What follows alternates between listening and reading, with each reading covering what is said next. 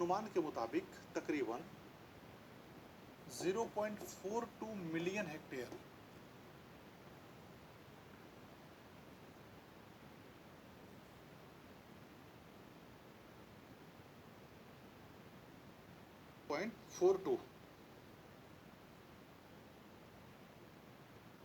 Hectare भूभाग हमारे यहाँ प्रभावित रहता है किससे? भूस्खलन से। और इसमें से जो सबसे ज़्यादा जो प्रभावित होने वाला इलाका है वह है नॉर्थ ईस्ट का इलाका आपका। पूर्वी हिमालय में लगभग 0.18 मिलियन हेक्टेयर भूभाग, पश्चिमी हिमालय में लगभग 0.14 मिलियन हेक्टेयर भूभाग, पश्चिमी भारत के हिस्से में अगर हम लोग बात करें, पश्चिमी घाट से प्रभावित हिस्से की अगर बात करें 0.09 मिलियन हेक्टेयर, और पूर्वी में 0.01 मिलियन हेक्टेयर। इस तरीके से भारत में ये सारे ही इलाके प्रभावित रहते हैं। आंसर लिखते समय देखिए ये सारी इंफॉर्मेशन है। आंसर लिखते समय आपको कंपटीशन में आंसर लिखना है। एक प्रतिस्पर्धात्मक परीक्षा में आप उत्तर लिखते हैं और वहाँ पर आपका जो उत्तर होना चाहिए वो कॉम्पिटेंट होना चाहिए। मतलब ऐसा होना चाहिए कि अपने जो आपके जो प्रतिस्पर्धी हैं, जो कंपटीटर्स हैं, उनसे बेहतर होना चाहिए। सही आंसर तो हर कोई लिखता है। तो इसमें एक मैप बनाइए।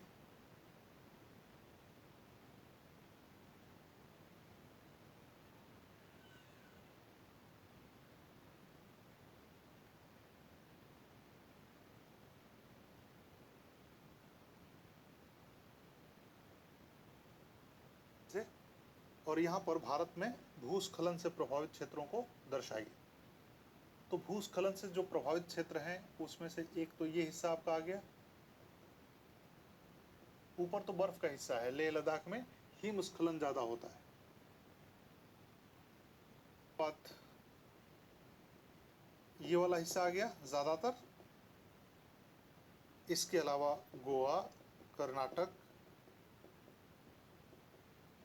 है ना, तमिलनाडु, ये सारे हिस्से आप ऐसे दर्शाइए। और फिर आंध्र प्रदेश का कुछ हिस्सा। तो ये भूस्खलन से प्रभावित क्षेत्र हैं भारत। अब ये डेटा कौन देता है भाई? तो भारत में भूस्खलन से संबंधित डेटा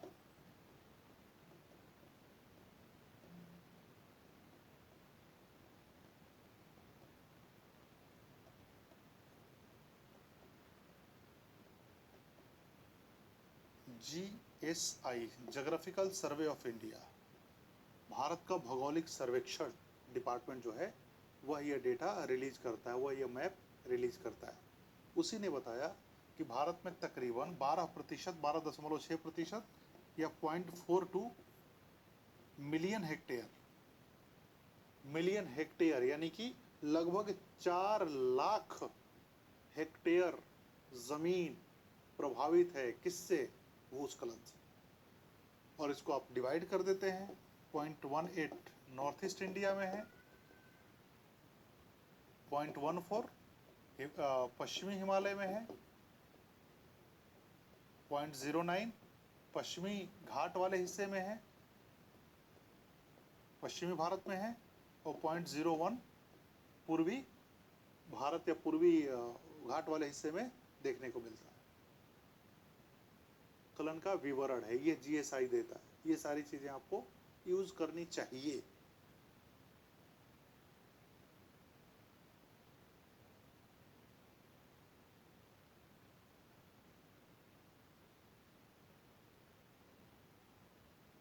मैप GSI ने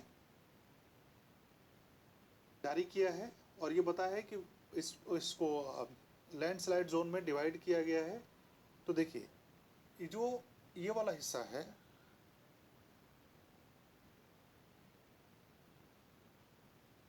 तो हम लोग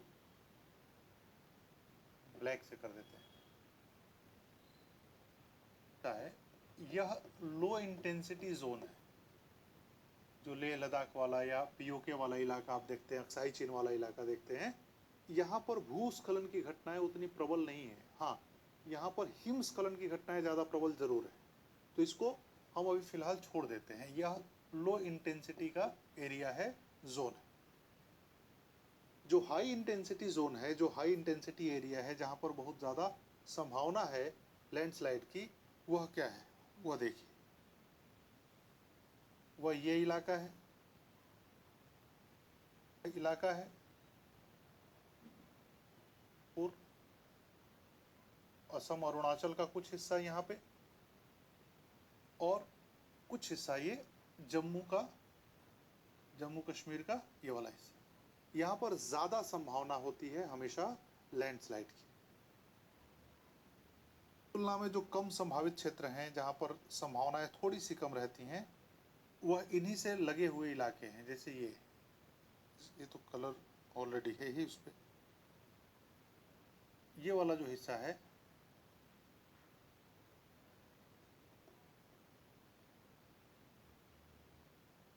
यहाँ पर भी भूस्खलन की ज़्यादा संभावना रहती है। रेट अगर देखें हम लोग तो मॉडरेट ये है, उसके मतलब समीपवर्ती क्षेत्र ही है। जो पश्चिमी घाट के क्षेत्र हैं वो मॉडरेट इलाके में ये आते हैं। तो इस तरीके से आप देख सकते हैं भारत में जियोलॉजिकल सर्वे ऑफ इंडिया ने लैंडस्लाइड मैप निकाला हुआ है, और यह जोनेशन होता है। इसी को कहते हैं मानचित्रण करना। मानचित्रण करने से बहुत सारी चीज़ें आसान हो जाती हैं, अल्टीमेटली कम से कम मैनेजमेंट के लेवल पे हो जाता है। भारत की कहानी, भारत में जो क्षेत्र हैं जहाँ पर लैंडस्लाइड की घटनाएं हो सकती हैं, जो इलाके इससे प्रभावित रहते हैं, जहाँ ये क्षेत्र देखे जाते हैं।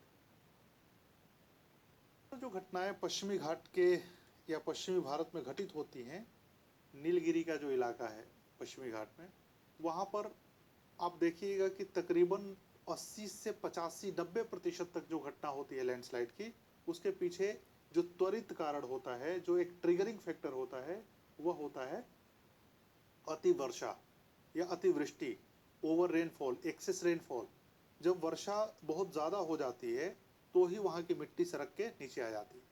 हालांकि उससे पहले उन लोगों ने क्या क्या किया हुआ है, वहाँ पर कंस्ट्रक्शन किया हुआ है, वहाँ पर निर्वनीकरण कर चुके हैं वे लोग, वहाँ पर चट्टानों को कमज़ोर कर चुके हैं, वहाँ पर माइनिंग कर चुके हैं, वहाँ पर खनन का काम हो चुका है, वहाँ के ढाल को तहस नहस कर चुके हैं।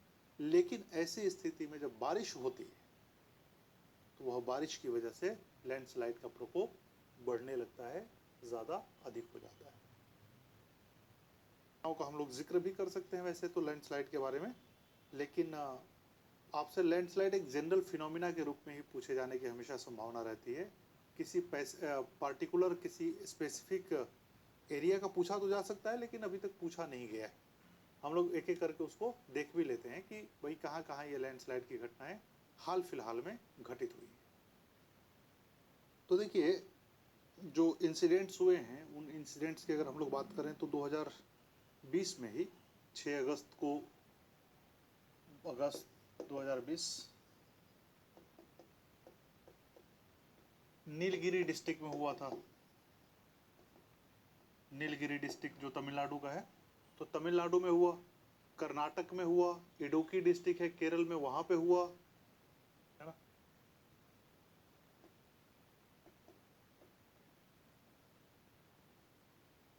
तमिलनाडु, कोडागु डिस्ट्रिक्ट कर्नाटक में, इडुक्की डिस्ट्रिक्ट केरल में। इसी तरीके से आपके सेनापति डिस्ट्रिक्ट है एक मणिपुर में, यहाँ पर लैंडस्लाइड हुआ। अरुणाचल प्रदेश में लैंडस्लाइड हुआ, असम में लैंडस्लाइड हुआ। ये लैंडस्लाइड की दर्जनों घटनाएं 2020 में रिपोर्ट की गई। 21 में भी होंगी, 22 में भी होंगी, 23 में भी होंगी, ये रिपोर्ट की जाती। लेकिन ये जो सारे क्षेत्र हैं, उन क्षेत्रों को अगर ध्यान से आप देखेंगे, जैसे ये है,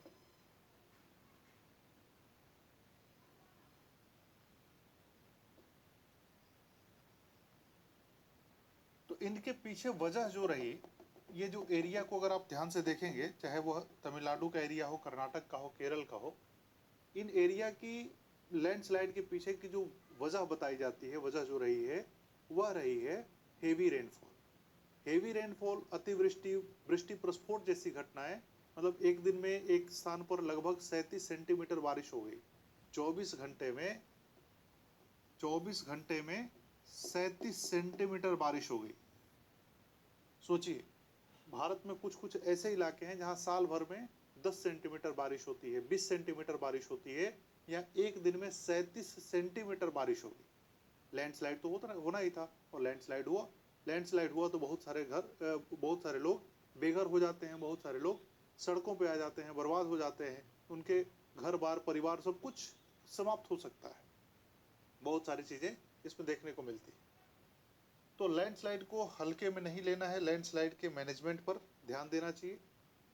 लैंडस्लाइड का जो सामान्य प्रबंधन है, वो प्रबंधन ऐसे किया जा सकता है कि जो जो इसके कारण हैं, उन कारणों को पहले तो रिमूव कर दिया जाए। जैसे इसके प्रबंधन की अगर हम लोग बातचीत करें,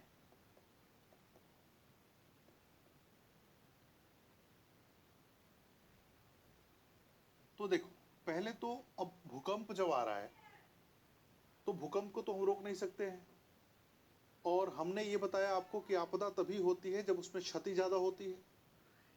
तो हम लोग क्षति को मिटिगेट करने की कोशिश करें।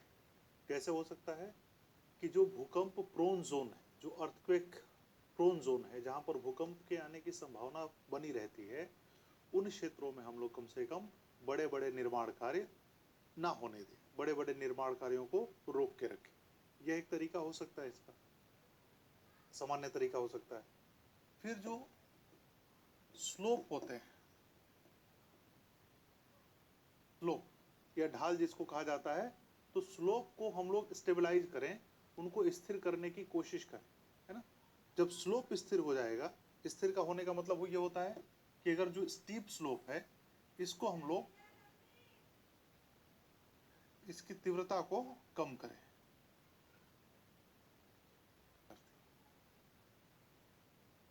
स्लोप स्टेबलाइजेशन या ढाल स्थिरीकरण।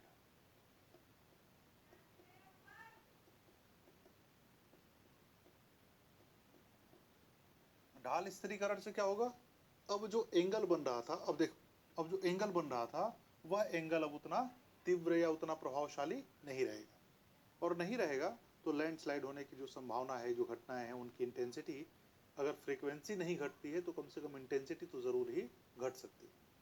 तो ढाल स्थिरीकरण कर सकते हैं। उसके बाद सीढ़ी नुमा संरचना का निर्माण कर सकते हैं।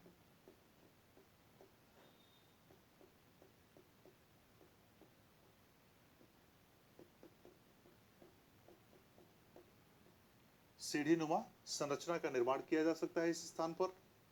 इसके अलावा जो निर्वनीकरण हुआ है वहां पर, पुनः वनीकरण करें। और वन लगाने के लिए बहुत सारी परियोजनाएं चलती हैं, जैसे एग्रो फॉरेस्ट्री है,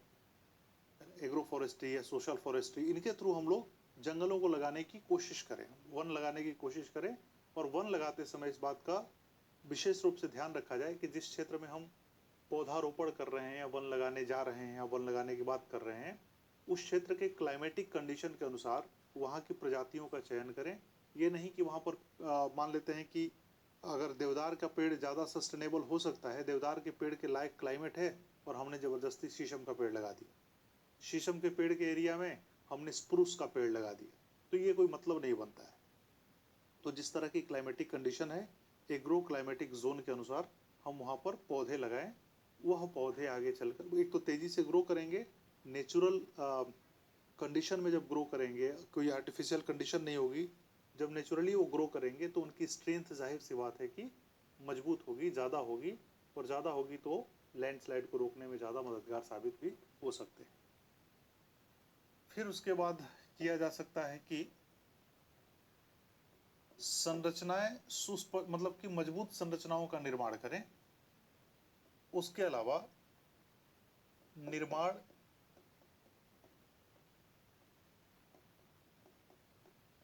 कार्यों पर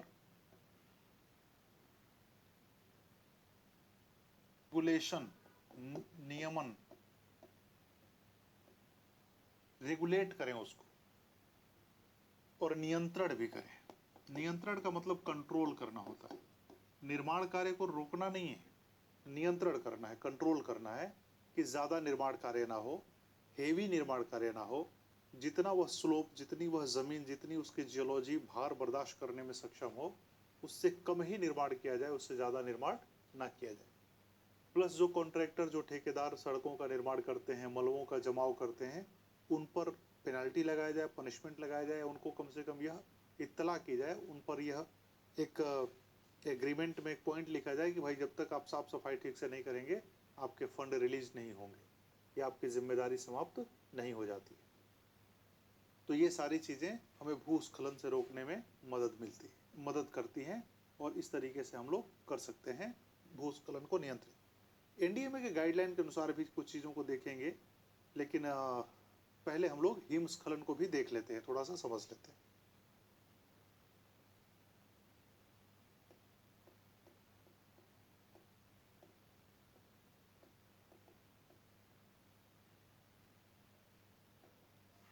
क्या है, इसके कारण क्या है, इसका प्रभाव क्या है, और इसका प्रबंधन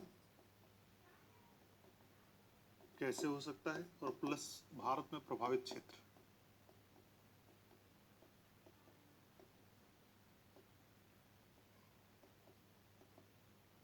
भारत में प्रभावित क्षेत्र, इतनी सारी चीजें देख लेते हैं। स्खलन है, वैसा हिमस्खलन है।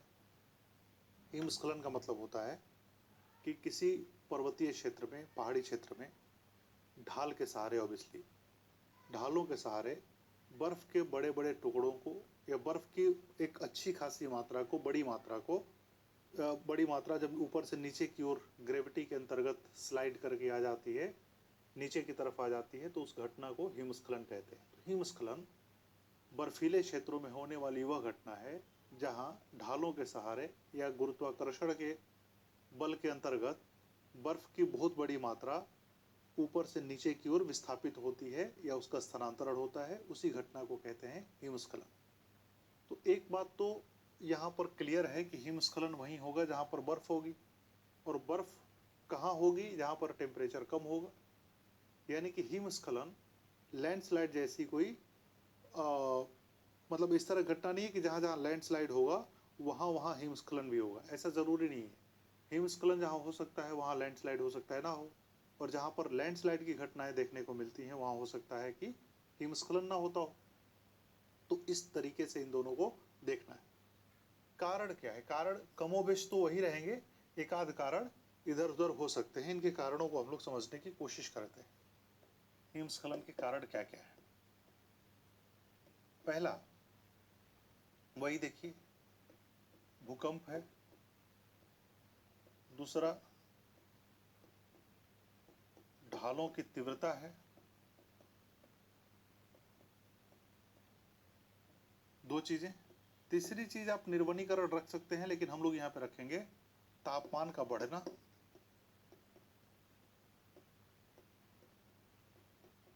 तापमान में वृद्धि। चौथी चीज जो रखी जा सकती है वह है जलवायु परिवर्तन।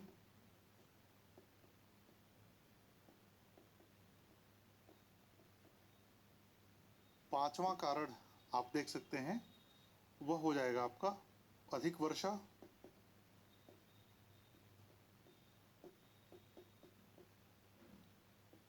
सिक्स्थ हो सकता है वाइब्रेशन या कंपन।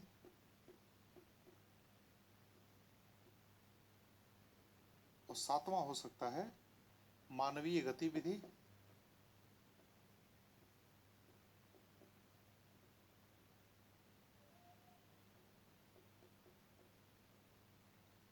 तो ये कुछ कारण है।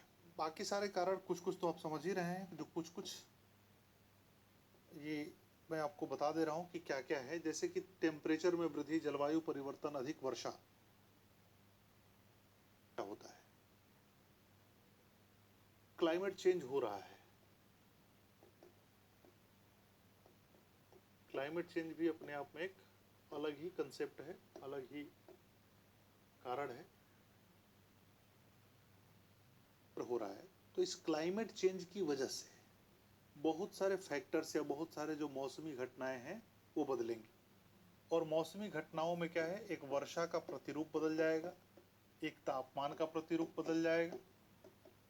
तो वर्षा, ऐसा माना जाता है कि वर्षा की ड्यूरेशन घट सकती है, वर्षा की इंटेंसिटी बढ़ सकती है। वाइस वर्षा भी हो सकता है, इंटेंसिटी घट जाए, कहीं पर ड्यूरेशन बढ़ जाए, क्योंकि क्लाइमेट चेंज के जो प्रभाव हैं वह पूरी दुनिया पर एक जैसे नहीं होने वाले। भारत में इसका प्रभाव कुछ और होगा, भारत में ही राजस्थान में कुछ और प्रभाव होगा, मुंबई में कुछ और प्रभाव होगा, हिमाचल प्रदेश में कुछ और होगा, तो मध्य प्रदेश में कुछ और हो सकता है।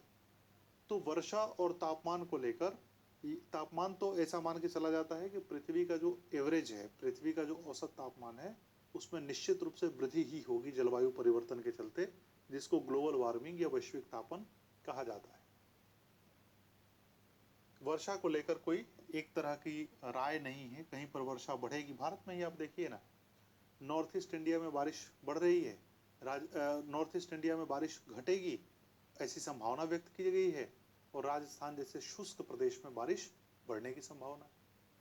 तो क्या ही कहा जा सकता है इसके बारे में।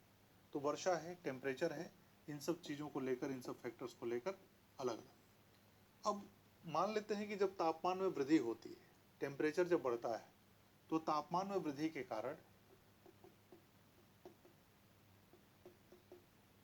या वर्षा की मात्रा में वृद्धि के कारण बर्फ पिघलना या ग्लेशियर टूटने लगते हैं।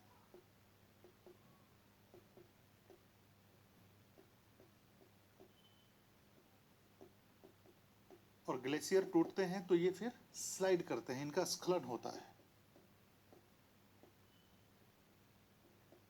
और स्खलन होता है तो फिर इसी को कहते हैं हिमस्खलन। हिमस्खलन, ग्लेशियर टूट गया, टेम्परेचर बढ़ा, बर्फ पिघली, ग्लेशियर टूट गया। अब जो ग्लेशियर, जैसे मान लीजिए कि ये रखा हुआ है, ऐसे ये ग्लेशियर है, रखा हुआ है, अभी अगर कई टुकड़ों में टूट जाए तो इसका एक टुकड़ा नीचे की तरफ गिर सकता है, अलग होकर टूट सकता है, नीचे जा सकता है, हिमस्खलन की घटनाएं सामने आ सकती हैं। ये सारी चीजें हैं। उसके अलावा कंपन, वाइब्रेशन, वाइब्रेशन जब कहीं पर होता है किसी इलाके में, तो भी बर्फ टूटने की संभावना बढ़ जाती है। जैसे बर्फ की एक सीली है, और बर्फ की सीली के ऊपर आप जोरदार प्रहार कीजिए हथौड़े से, तो क्या हो जाएगी, सीली टूट के अलग हो जाएगी। ऐसे ही किसी ढाल के ऊपर जब बर्फ जमी हुई है, तो उस बर्फ के इलाके में जब कंपन होता है, वाइब्रेशन होता है, तो भी बर्फ टूटने की संभावना बढ़ जाती है।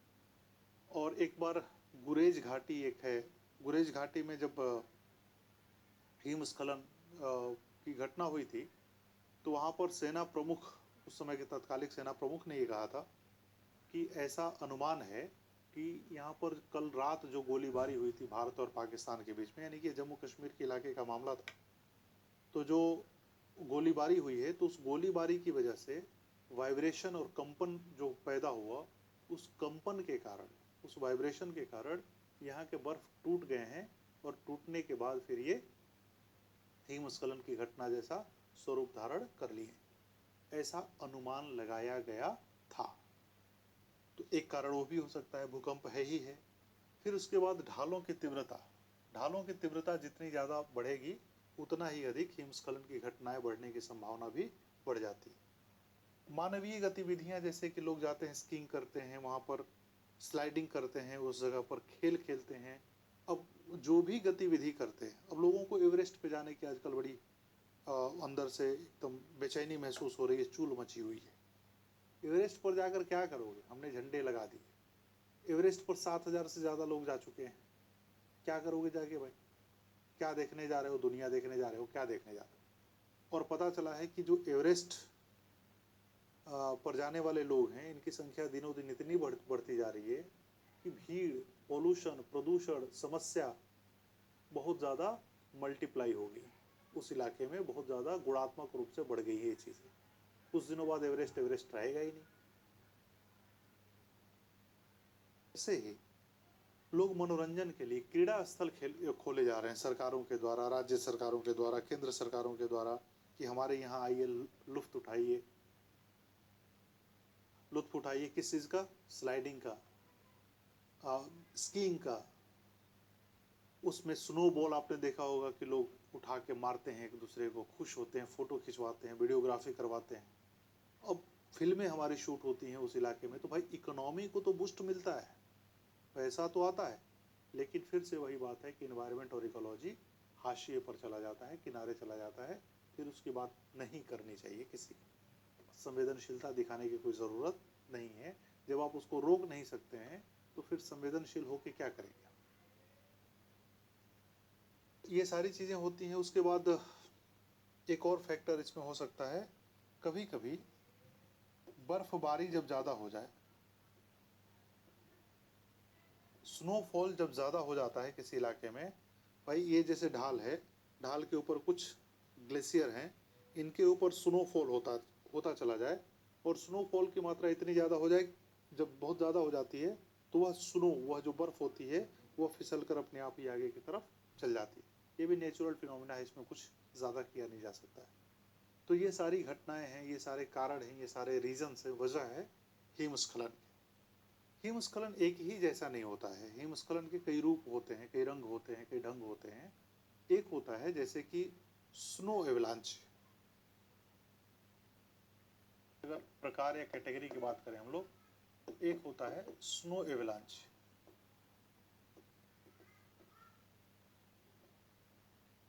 स्नो एवलांच, स्नो का मतलब, इसका मतलब ये होता है कि जब जो ताजी ताजी बर्फ होती है,